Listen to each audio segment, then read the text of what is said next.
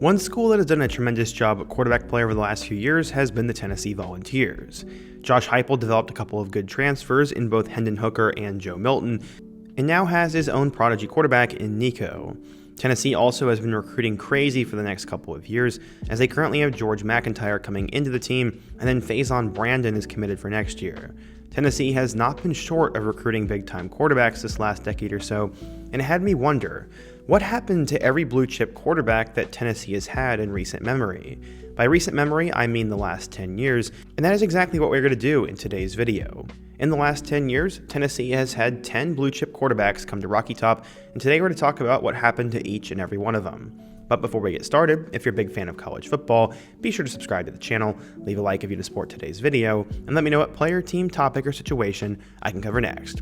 Now let's get started and talk about Tennessee quarterbacks. The first guy we need to talk about is Tennessee's 2024 guy, Jake Merklinger. Coming out of Savannah, Georgia, Merklinger was a 4-star recruit and ended up going to Calvary Day High School. He ended up starting all 4 years while he was there and had a total of 145 touchdowns. Because of this, he was seen as a 4-star recruit and decided to commit to Josh Heupel in Tennessee.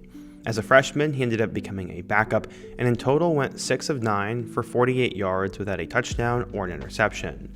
He also ran the ball a couple of times. Obviously, the jury is still out on Jake, but he'll probably be battling out for the starting job in 2026.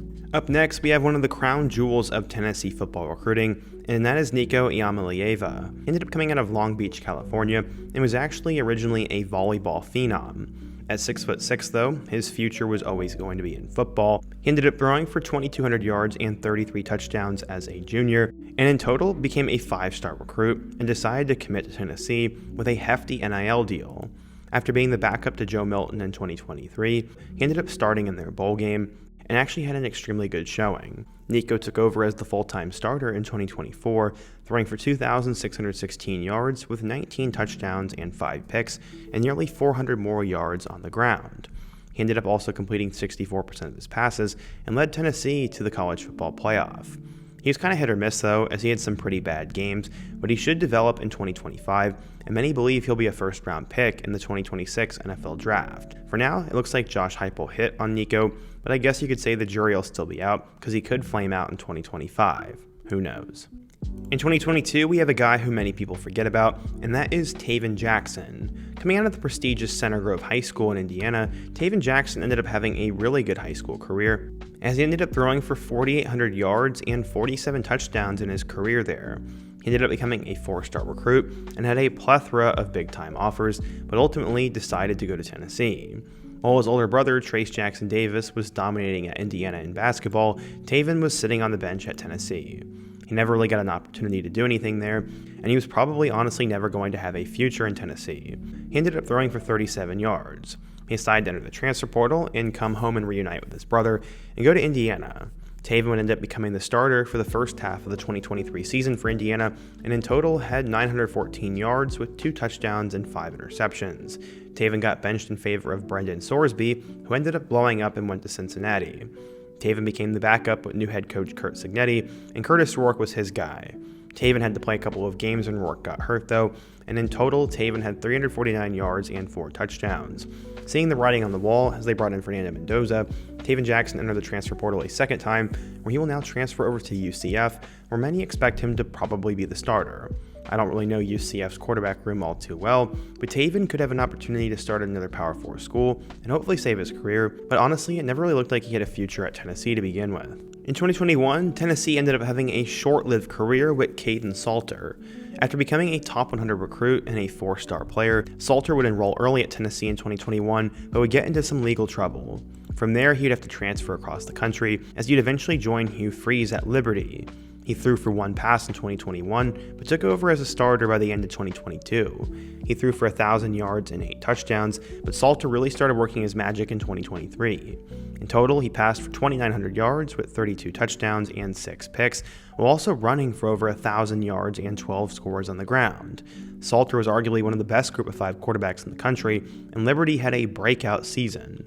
Many expected him to be a huge name in 2024, but Salter fell off. He only managed to throw for 1,900 yards with 15 scores, and he only ran for 587 yards and 7 touchdowns on the ground. It was a little bit disappointing compared to the hype, so Salter decided to enter the 2025 transfer portal, where he will now be headed over to Colorado in Coach Prime. Many don't think that Juju Lewis will be ready right away, so Salter's probably going to be a plug-and-play transfer who gets an opportunity to play in Prime's system and hopefully becomes a star. It's kind of a little bit of a stretch to call him a Tennessee quarterback, but he was a part of their class of 2021 and would have been a part of their future if he had not gotten into legal trouble. Up next, we have a guy who many thought was the next great Tennessee quarterback and would save the Jeremy Pruitt era. That was Harrison Bailey. He ended up coming out of Marietta High School in Georgia and put up ridiculous numbers while he was in high school. In total, he had 11,716 yards and also had an insane amount of touchdowns. He was a 5-star when he committed to Tennessee, but for some reason dropped to a 4-star by the end of it. Bailey arrived in 2020 with a lot of fanfare and would end up starting in one game against Florida. In total, Bailey threw for 578 yards with 4 touchdowns. Then we saw Josh Heupel come in, and Harrison Bailey's role pretty much fell off the face of the earth. Joe Milton and Hendon Hooker were his guys, so all of a sudden he found himself with no role. After playing minimally, he transferred to UNLV in 2022. In total, Bailey ended up finishing with 318 yards and 2 touchdowns. Not too great. In 2023, he transferred for the second time as he would join the Louisville Cardinals. He ended up not doing much there either, as in total in 2 seasons under Jeff Brom, he had about 300 yards and 4 total touchdowns. So far, his 5 years of college football have been very disappointing, and I don't think year 6 will change anything. He decided to transfer over to Florida after Deshaun Purdy bailed, and all of a sudden, he's probably going to be the backup. Many say he's trying to go into coaching, and he likely won't see the field. They already have one of the best young quarterbacks in the country in DJ Lagway, so there's really no reason for Harrison to see the field, and many kind of forget about Bailey's existence, and that at one point, he was considered the future of Tennessee football. Up next, we get to talk about 2 players who maybe weren't that big of a deal coming into high school, but were technically seen as the future of Tennessee football at one point. The first guy is Brian Maurer.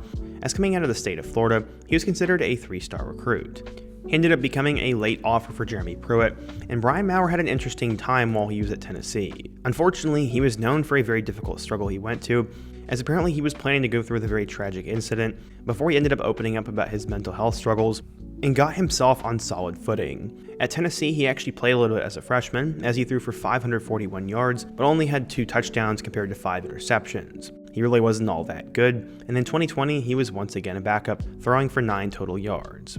Maurer ended up seeing the writing on the wall and left FBS football altogether, transferring over to Stephen F. Austin. He ended up going 2 of 4 for 18 yards in 2022 before taking over as a starter in 2023.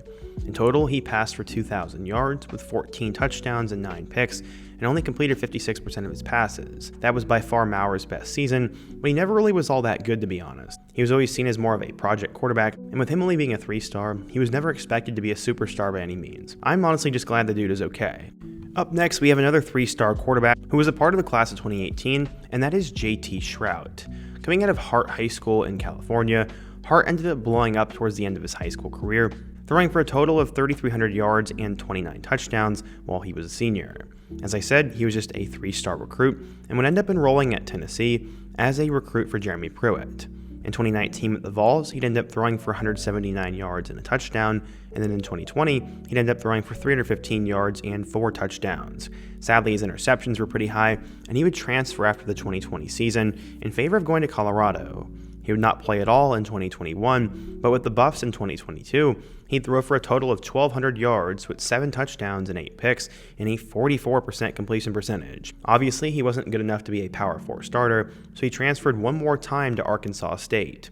With the Red Wolves, he threw for 227 yards without a touchdown and an interception. Shrout never ended up living up to the hype and had a similar career to Brian Maurer, to be honest. Okay, so our final 3-star recruit that Tennessee had was Will McBride. He ended up being a part of the Butch Jones era, and coming out of high school, as I said, he was just seen as a 3-star recruit. He ended up putting up decent numbers and was a borderline 4-star player, and would get a slight opportunity to play for the Volunteers. In his first season with the Vols, he ended up throwing for 152 yards with 1 touchdown and 2 interceptions. From there, McBride ended up transferring pretty much immediately, as he would decide to commit to play for Lamar. He was seen as the future starting quarterback there, but decided to leave the team before the season even started. Their head coach said, quote, "This sometimes happens with kids who are 19 or 20 years old. They come in, and he got to the point where he didn't think football was the best thing for him, and he wanted to see." It sounds like Will McBride didn't have a great experience at Tennessee, was now playing low-level football, and decided just to walk away. I have no idea what happened to him, and it'd probably be interesting to do a deep dive into his career, but that's what happened to Will McBride. Alrighty, so the next guy we need to talk about is Jarrett Guarantano. Coming out of high school, he was seen as one of the top quarterbacks in the class of 2016, and pretty much had endless potential in a lot of scouts' eyes. Coming out of New Jersey, he was one of the top players in the nation and ended up throwing for 3,000 yards and 28 touchdowns in his final season. He was more so known for his potential though, and when he arrived at Tennessee, he was seen as the future of the Volunteers program. He ended up starting a little bit in 2017, throwing for 997 yards and 4 touchdowns. He also started a bit in 2018 at Jeremy Pruitt, throwing for 1,900 yards and 12 scores, and his best season would come in 2019, throwing for 2,100 yards and 16 touchdowns. Things would really start to fall off for him in 2020, and eventually he transferred to Washington State. Sadly, after 1 touchdown and 3 picks, Guarantano was replaced at Wazoo and ended up trying to go off to the NFL, where I believe he got a couple of training camp invites, but never really actually stuck on a roster, and I'm not sure if he's ever played an NFL snap. He definitely had a lot of potential, but a lot of people see him as a scapegoat at the end of the 2010s as to why Tennessee couldn't figure things out.